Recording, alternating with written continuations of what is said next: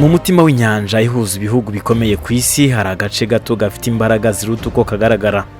Uyu ni umuhora wa Hormuz.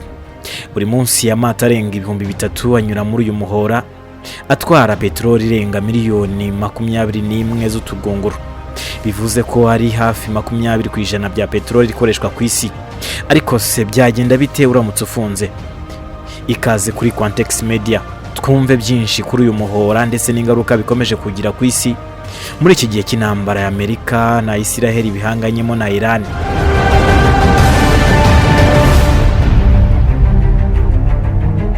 Ubundi buri munsi mu nyanja iri hagati ya Iran na Oman amato atwara peteroli yanyura mu nzira y'umuhora wa Hormuz. Nubwo ari agace gato gafite amateka manini ku isi yose kuko ari inzira imwe ikomeye yinjizwamo peteroli iva mu bihugu byo mu kigobe cya Peresi ikagana ku masoko yose yo ku isi. Buri munsi amato arenga 3,000 anyura muri uyu muhora atwara peteroli irenga miliyoni 21 z'utugunguru.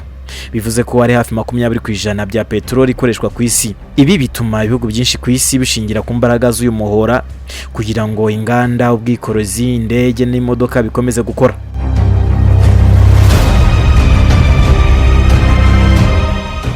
Uyu muhora wagiye ufata umwanya w'ingenzi ku mateka ya politike n'ubukungu. Kera mbere y'uko peteroli bisoko nyamukuru y'ingufu wari inzira y'ubucuruzi bw'ibirungo n'ibicuruzwa byo hagati ya Aziya n'Uburasirazuba bwo hagati. Ariko mu kinyejana cya 20 ubwo peteroli yavumburwaga muri Saudi Arabia, Kuwait, Iraq ndetse na Leta Zunze Ubumwe z'Abarabu, akamaro k'umuhora kaje kwiyongera cyane. Niyo nzira yonyine y'amato menshi atwara peteroli yava muri ibyo bihugu akagera ku masoko yo ku isi. Ubugari bw'uyu muhora muri make si bunini kuko bubarirwa kuri kilometero 33 gusa. Bituma umutekano w'uyu muhora ukomeza kuba ingenzi cyane.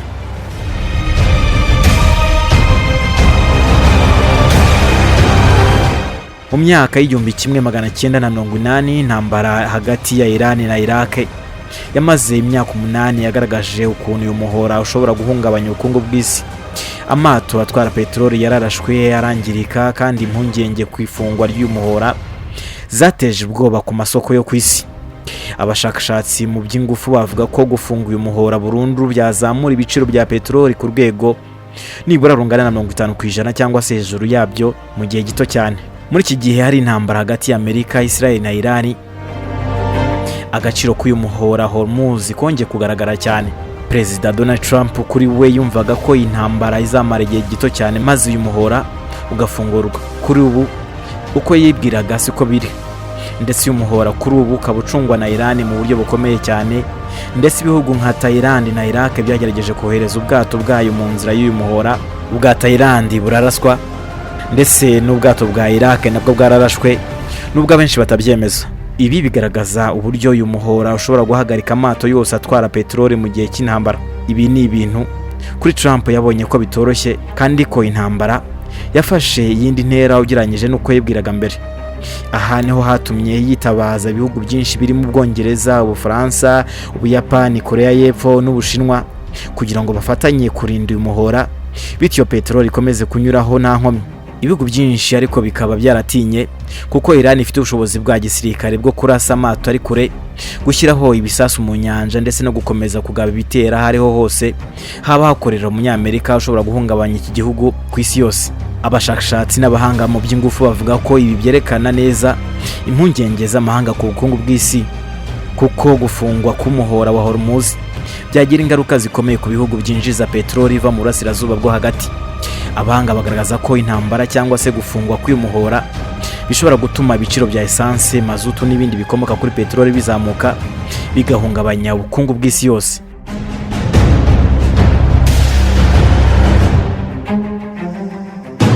Mu bihugu nk'Ubuyapani n'Ubushinwa hafi 60% bya peteroli ikoreshwa muri ibyo bihugu inyura mu kigobe cya Peresi ariho n'uyu muhora uri.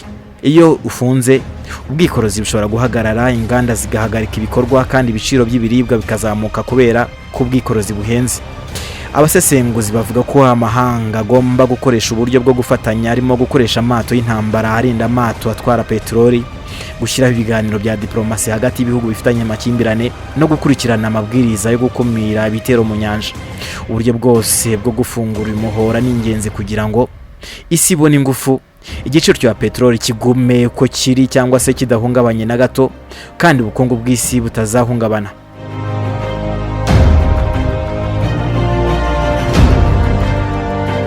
Uyu muhora nubwo usa nk'akantu gato ku ikarita, ufite uruhare rukomeye ku isi yose mu bukungu, ku mutekano no ku buzima bwa buri munsi bw'abaturage hirya no hino ku isi. Abahanga n'abasesenguzi bakomeje gukurikirana uko amakimbirane y'uyu muhora ashobora guteza ingaruka zikomeye cyane ku bihugu bya Aziya n'ibindi bihugu byifashisha peteroli iva mu kigobe cya Peresi, ari naho uyu muhora uri.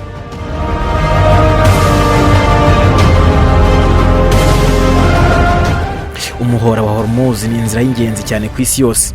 Impungenge z'uko intambara ishobora gukomeza hagati ya Amerika na Iran byazagira ingaruka z'igihe kirekire. Iyo iyi peteroli itabasha kugera ku masoko, inganda z'ingufu zirahagarara, imodoka n'indege zirahagarara, ndetse ibiciro by'ibiribwa n'ibindi bicuruzwa bikomoka ku bukungu bw'ubwikorezi bihita byiyongera. Abasesenguzi bagaragaza ko gufungwa k'uyu muhora bishobora gutera ubukene bukomeye n'imibereho mibi ku baturage hirya no hino ku isi, cyane cyane mu bihugu bifite amikoro make kandi bishingiye ku byo binjiza hanze.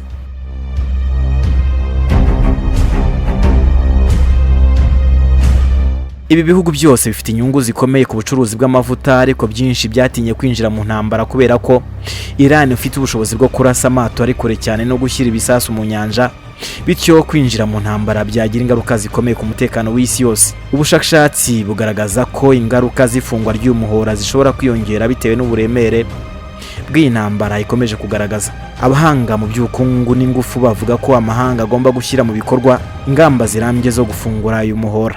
Ibyo birimo gukoresha amato y'intambara arinda amato atwara peteroli, gushyiraho ibiganiro bya diplomasi hagati y'ibihugu bifitanye amakimbirane, no gukurikirana amabwiriza yo gukumira ibitero mu nyanja.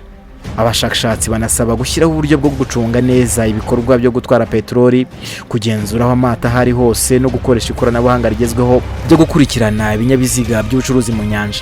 Ibitekerezo by'abahanga n'abasesenguzi ku cyerekezo cy'ejo hazaza bigaragaza ko amahanga agomba gushyira imbere ibiganiro no gukorana kugira ngo uyu muhora ukomeze gufunguka. Bamwe mu bashakashatsi bavuga ko hari n'igihe kizagera gukomeza gukoresha peteroli bigakomeza kuba imwe mu mpamvu nyamukuru z'amakimbirane, kuko isi yose izakomeza gukenera ingufu zituruka mu kigobe cya Peresi. Bityo gufunga cyangwa se guhungabanya uyu muhora bishobora guteza ibibazo mu bihugu byose, mu bukungu, mu mibereho y'abaturage no ku mutekano w'isi.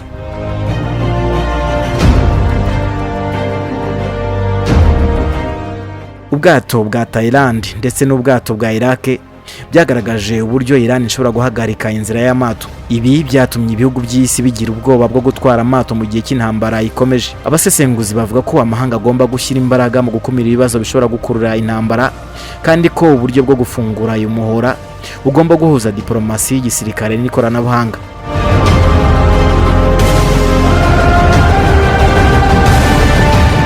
Iyo turebye ku isi yose, gufungwa k'umuhora wa Hormuz cyangwa se kuba mu ntambara hagati ya Amerika na Iran byose bishingiye ku kigobe cya Peresi, bivuze ko guhagarika amato byaba nk'ihurizo rikomeye ku nganda, ubwikorezi ndetse n'ubuzima bwa buri munsi bw'abaturage. Ibihugu byo mu burengerazuba bwo hagati, Burayi na Amerika byagira impungenge zikomeye kuko bifite inganda nyinshi zikoresha peteroli, ubwikorezi bukoresha esanse n'amavuta, kandi ibiciro byose byahita byiyongera. Abasesenguzi bavuga ko gukomeza intambara cyangwa se gufungwa k'uyu muhora bishobora gutera ubwoba ku masoko y'isi yose, bigatuma ibihugu byinshi byongera ku ngamba zo gukumira ibibazo.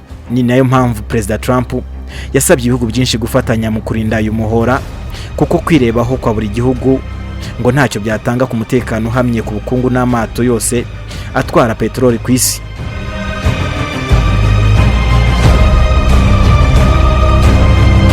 Abahanga mu by'ingufu n'ubukungu bavuga ko icyerekezo cy'ejo hazaza gishingiye ku buryo amahanga azakomeza gukorana. Hari amahitamo atatu, arimo uko intambara ikomeza bigatuma amato adashobora kunyuramo neza, ibiciro bya peteroli bikazamuka, ubwikorezi bugahinduka bugoranye n'ubukungu bw'isi bugahungabana. Icya kabiri ni uko diplomasi ishobora kugera ku mwanzuro, ibihugu bigafatanya kurinda uyu muhora, bityo amato agakomeza kunyuramo nta nkomyi, kandi ubukungu bw'isi bugakomeza kugenda neza.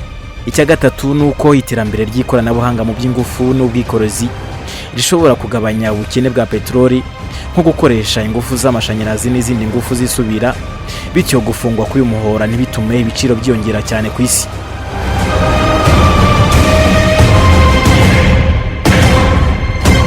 Abahanga n'abasesenguzi bavuga ko icyizere gishingiye ku bufatanye mpuzamahanga. Abashakashatsi mu by'ubukungu basanga gukomeza kugenzura no gukurikirana umuhora Hormuz ari kimwe mu by'ingenzi cyane ku isi yose, kuko hari agace gato gashobora guteza amakimbirane akomeye, ingaruka ku bukungu no ku mibereho y'abaturage ku isi yose. Ku rwego rw'igihe kirekire, abahanga bavuga ko amahanga agomba gutekereza ku buryo bwo gukoresha ingufu zisubira, kugabanya icyuho hagati y'ibiciro bya peteroli no gushyiraho uburyo bwo gukumira amakimbirane. Ibi bizafasha kugabanya ingaruka ku bukungu bw'isi, ubwikorezi ndetse n'imibereho y'abaturage.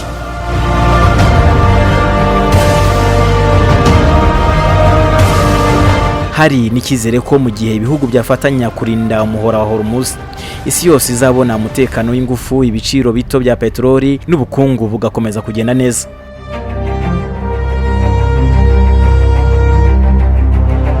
Mu gusoza, umuhora wa Hormuz nubwo usa nk'akantu gato ku ikarita, ni kimwe mu bice by'ingenzi ku isi yose. Ni inzira y'ingenzi yinjizwamo peteroli, ifite amateka akomeye ku ntambara n'amakimbirane, kandi ifite ingaruka zikomeye ku bukungu bw'isi. Kuba Trump yasabye ibihugu byinshi gufatanya mu kurinda uyu muhora, ubwato bwa Thailand n'ubwa Iraq bwararashwe na Iran, hamwe n'impungenge z'ibiciro bya peteroli, byose bigaragaza ukuntu amahanga agomba gukorana kugira ngo uyu muhora ukomeze gufunguka. Ndagushimiye cyane.